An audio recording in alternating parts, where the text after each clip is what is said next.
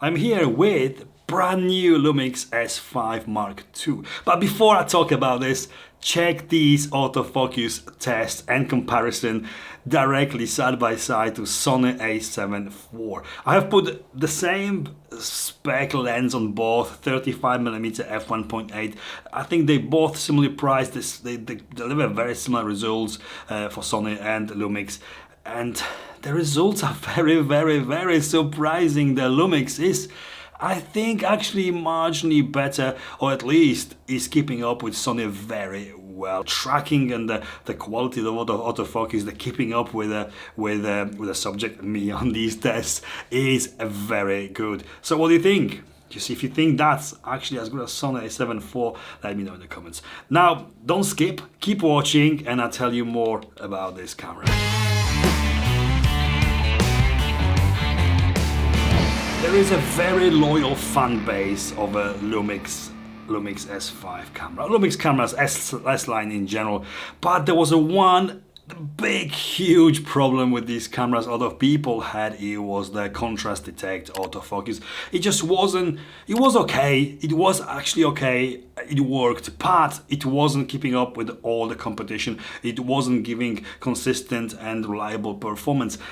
Panasonic have listened, and they have finally gave us the phase detect autofocus, which is on par with all the major brands right now, It does work. It's a contrast and phase detect hybrid autofocus with a brand new sensor in this camera. It's actually a huge improvement from what it was before with S5. Autofocus also has got a lot of features like tracking the human form, tracking eye. Also, it has got a product detect, so you can actually stick the product forward and it should focus it regardless if your eyes are still in a shot or not. I'm filming this with Sony and it doesn't do that at all. It doesn't want to focus on the camera, even though it's closer to the camera. So it's tracking me, even though my eyes are still in the picture, it should track this camera right here, and it is doing it. So it's your product shower. And if I go back, it's tracking me again. It's working. This autofocus is definitely improved in all aspects. Photography-wise, it's definitely delivering better results. It was okay, in my opinion, it was okay before. It hadn't had really big issues photography-wise, but it is snappier. It focuses better in a more difficult conditions when you're shooting towards the strong lights. It does definitely perform better. But the big one is the video, of course. Yeah. I always said that before. I think the tracking system on S5 worked very well. It just wasn't implementing the actual autofocus. This camera, this S5 Mark II does it very well. It got no issues.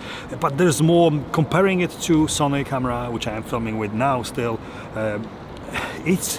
I would say it's very close. In a real world situations, it delivers very good results in the tracking, the changing the focus when your subject moves closer, further back. As with all cameras really, it's easy to compare it side by side and say this one is better or this one is worse. But if you got just this actually works so well now, comparing it to S5, to previous version, that if you only had this, you make it work. And this new sensor, developed by Lumix and Leica together, gives you a 779 autofocusing points, which is more than Sony a7 IV. It does work. They do say that when you're tracking and you track subject, it will track it regardless if there's other people or things moving in the frame. It does work. It's not maybe super sticky like Sony, but as I said, if you don't compare it directly, you can make it work extremely well in extreme situations like sports, even like sports. This camera has got a lot of features migrated from a GH6, like a focus limiter, like a 4-channel audio recording with an external XLR module. There's new burst shooting mode, 30 frames per second. Yes, 30 frames per second, but only in electronic shooter mode. Completely new stabilization system. This is an active stabilization system which kicks in the right way for the certain different types of usage. So if you are just handheld and standing, you'll be different than if you are walking slowly, for example.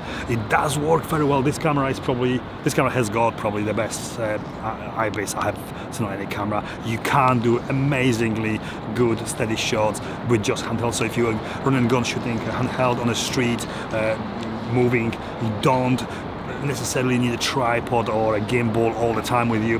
You can go light, and this delivers really good results. Vlog is actually included in this, just the same as with S5, but now you can also add your own LUTs or LUTs you have bought through SD card to the camera and record with them baked into the footage, so already graded in camera. Great for beginners, or if you just want to mess less in post-production and you want to record with a specific look straight in the camera. New features is the new waveform monitor, a vector scope, and also 24 Hz frequency recording mode. So usually you get a standard PAL and NTSC, the 50 and 60 Hz. You also get this new 24 Hz cinema recording frequency.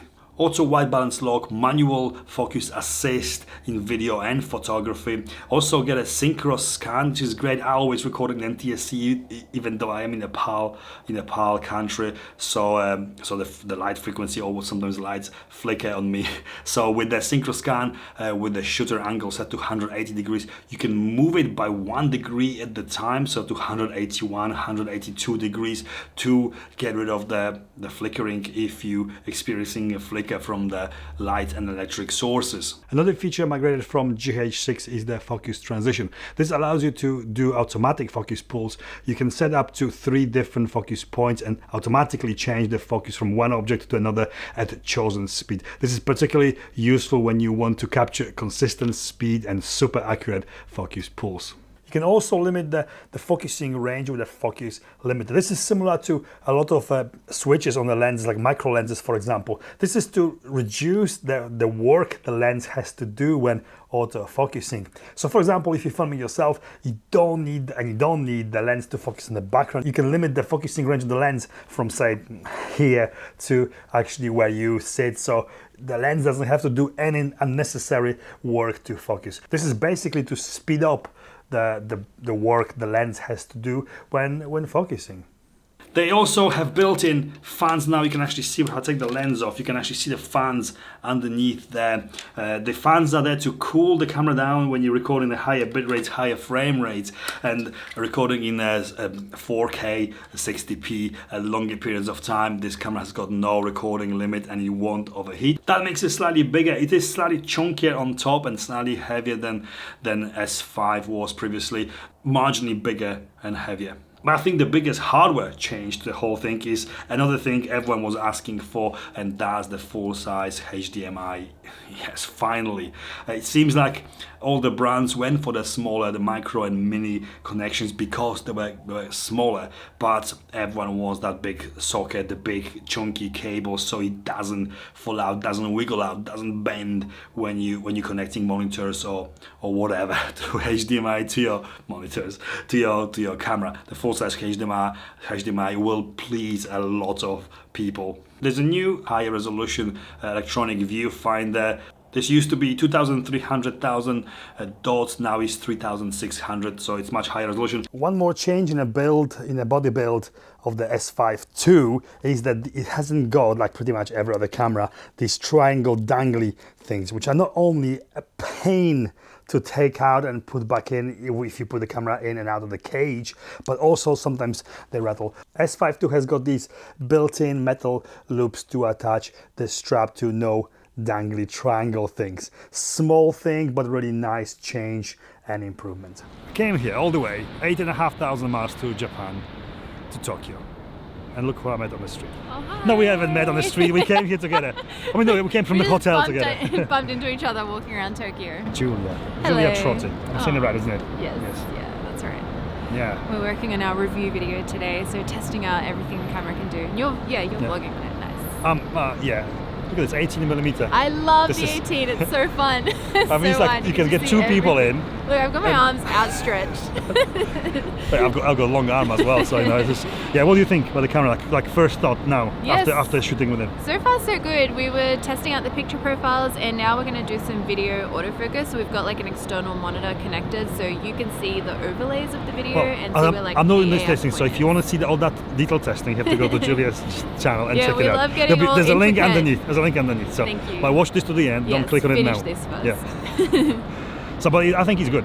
I think it's. I mean, think so too. everything I've done so far, it just works the way we wanted it to work. Yes. And I'm shooting something as you do as well, and I don't feel like I've changed the camera. No, it's not like a crazy different feeling of the cameras. And I got some really nice street photos yesterday. I can't wait to edit them when I get home. Maybe on the airplane.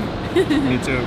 Thank you. Thank you. Nice meeting you. Yeah, you Oh too. yeah. Bye. Yeah, Bye. Also, I need to talk about the thing a lot of people had a problem with when S5 came out, the original S5, is the crop at 4K 60p.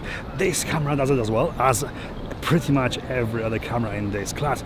I am filming now with the 18mm lens, the same lens as before, but in a 4K 60p in the crop. Yes, it's there. It's not really a problem.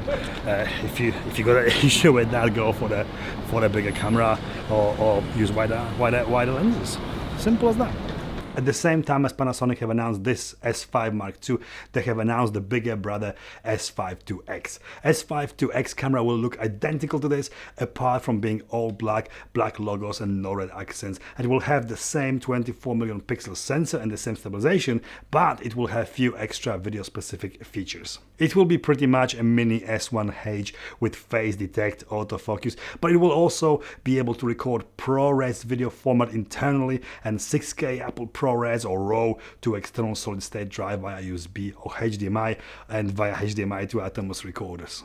S5 Mark II will not be able to record RAW video externally like S5 as is straight from the box. This will be a paid future upgrade if you need that functionality, but in all honesty, the price difference between both versions of the S5 II is very small. If you must have ProRes recording and RAW video functionality, then S5II will only cost approx £200 or $200 more than S5 II, which will retail for about £2,000 or dollars. I also must add that Lumix will be releasing new wide-angle zoom, Lumix S14 to 28mm f4 to f5.6 macro. Small, light and very capable lens that will surely be very popular. I will be reviewing it here on my channel as soon as I can get my hands on it, so please subscribe if you don't want to miss that review in the near future. Conclusion.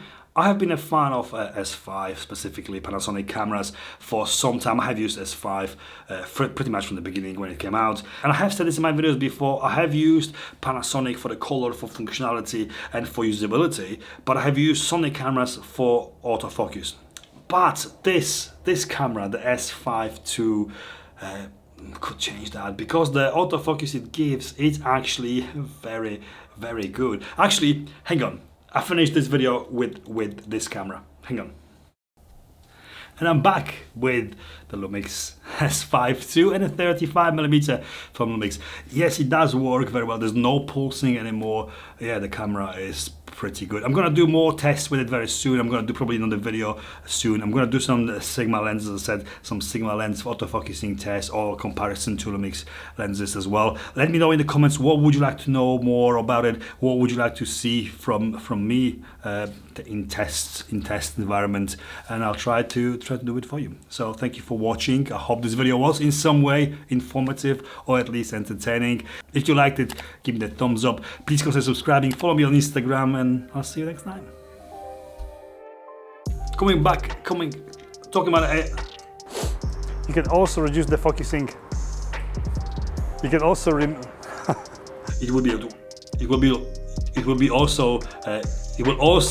it will also be able to this camera will rotate V-Lock is included, just like with S5, with this to film with a flat profile. It's not fat profile.